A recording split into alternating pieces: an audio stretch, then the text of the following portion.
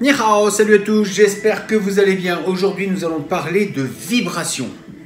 Dans la vidéo précédente, je vous parlais du fait de l'importance de ce qui nous entoure, que ce soit les personnes, de ce que nous regardons, de ce que nous écoutons. Cela procure des vibrations autour de nous et va nous nourrir, nous grandir, et nous allons être ce que nous avons ingurgité. Nous serons donc le fruit de ce qui nous entoure. Donc il est intéressant et important de pouvoir donc changer cet état de conscience, cet état vibratoire. Et comment on fait ça? Eh bien en changeant notre façon de penser. Parce que vous allez penser différemment, eh bien nous allons changer d'état d'esprit et nous allons changer notre taux vibratoire.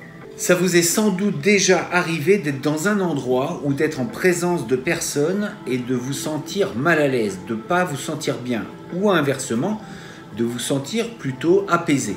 Comment peut-on expliquer ça? Sinon, par le fait qu'on ressent des choses, donc il y a quelque chose qui n'est pas perceptible, donc une sorte de vibration qui serait là, présente, et qui nous prévient d'un quelconque danger ou de quelque chose qui serait présent. Certains appelleront ça le sixième sens, mais sans rentrer dans tout ce qui est irrationnel ou paranormal, il est évident qu'il y a des choses que l'on ne voit pas et pourtant ça existe. L'air, on ne le voit pas et pourtant, il est bien là. Donc sans vouloir rentrer dans une quelconque secte, simplement prendre conscience qu'il y a des choses qui existent et que l'on ne voit pas, comme ces vibrations d'ailleurs. Il y a pas mal d'expériences qui ont été faites par des scientifiques, ne serait-ce que de poser certains grains de sable sur une plaque en métal et avec un archet de fer, un son, et on voit qu'il y a, donc ça émet une vibration sur la plaque, sur la tôle, et on voit une figure géométrique se réaliser. Vous pouvez trouver ça sur YouTube. On trouve ce genre de choses qui est assez incroyable parce qu'en fonction de la note qui est produite, eh bien les grains vont se placer différemment. Donc à chaque fois, on a une forme géométrique qui se forme. Donc le son serait apparemment émettrait une forme géométrique, donc il n'est pas insensé de penser que en faisant, donc en émettant des ondes, en émettant nos pensées, eh bien nous véhiculons quelque chose autour de nous. Et souvent, notre visage, notre attitude va correspondre aussi à cet état de pensée. Quelqu'un d'agressif intérieurement va aussi le montrer extérieurement avec un visage plutôt fermé, plutôt menaçant, et donc on va pouvoir percevoir son attitude intérieure. Donc nous montrons généralement à l'extérieur ce que nous sommes à l'intérieur.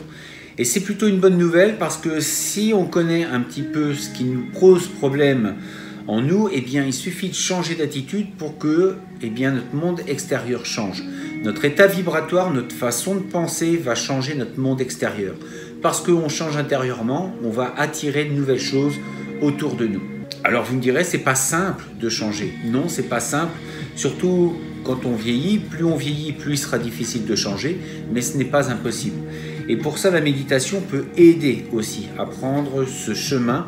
Nous avons, grâce à la méditation, cette possibilité de changement. Il suffit déjà de penser à vouloir changer et ensuite de mettre des actions en place pour ceci. Tout va déjà commencer dans votre tête. C'est en voulant changer que l'on peut changer. Se donner les moyens de changer, c'est déjà accepter que c'est possible, donc ça passe déjà par votre mental. Dans les arts martiaux, il y a beaucoup d'exercices qui nous peuvent sembler impossibles à réaliser, comme les endurcissements, les choses de ce type peuvent paraître incroyables quand on n'est pas un petit peu formé pour ce genre de choses. Mais par contre, on se rend compte qu'à partir du moment où on commence à s'endurcir mentalement, eh bien le corps suit. Nous avons ces capteurs un petit peu extrasensoriels quand on est dans une situation donnée. On a peur, on a quelque chose en nous qui nous prévient. D'où vient cette peur? Eh bien, ce sont des protections intérieures que notre corps, notre conscience nous donne pour éviter de faire des bêtises. Si vous grimpez à un mur ou une falaise, votre subconscient va vous lancer des alertes en ayant peur. La peur va être un signal d'attention de votre part.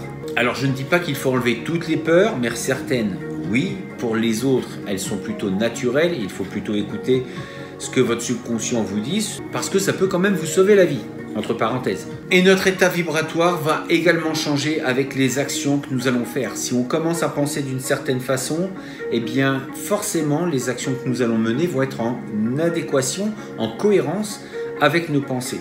Et c'est ainsi que l'on peut changer. C'est quand vous avez décidé de changer de façon de penser que vos actions vont être différentes et donc vous aurez un impact et un résultat différent dans votre vie. Je vous dis à très bientôt pour une prochaine vidéo. Mettez des likes, des pouces bleus, ça permet d'être mieux référencé. Abonnez-vous si ce n'est pas fait, vous pouvez activer la petite cloche. Et puis, eh bien, d'ici là, restez fort, restez beau et surtout, restez bienveillant. Ça Etienne.